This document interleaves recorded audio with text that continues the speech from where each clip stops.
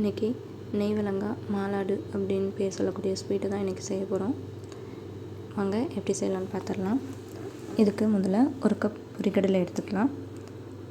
அதை நல்லா நைஸ் பவுடராக திரித்து எடுத்துக்கலாம். அந்த மாதிரி இப்போ ஒரு கப் பொரிக்கடலைக்கு 3/4 கப் சர்க்கரை எடுத்துக்கலாம். அதை ஜாரில் போட்டுட்டு அது கூட வாசனைக்காக 2 ஏலக்காய் ஆட் பண்ணிக்கலாம். அதை நல்லா நைஸாக பவுடராக திரிச்சிட்டு பொரிக்கடலை மாவு கூட அதை தட்டிக்கலாம். இப்போ இதை நல்லா கலந்து விடணும். நல்லா இந்த மாதிரி கம்ப்ளீட்டாக மிக்ஸ் பண்ணிவிட்டு அடுப்பில் ஒரு பாத்திரத்தில் நெய் எடுத்து உருக்கி வச்சுக்கலாம். அதில் ஒரு கையளவு முந்திரி பருப்பு ஃபுல்லாக போட்டு அதை நல்லா பொன்னிறமாக வர வரைக்கும் வச்சுக்கலாம். அதுக்கப்புறம் அதை அப்படியே எடுத்து இந்த மாவு கலந்து வச்சுருக்கிறதுல ஊற்றிக்கலாம். இப்போ இதை நல்லா கலந்து விட்டுட்டு கொஞ்சம் சூடு பொறுக்கிற அளவு வந்ததும் அதை நல்லா கையால் இந்த மாதிரி உருண்டைகளை எடுத்து உருட்டிக்கலாம்.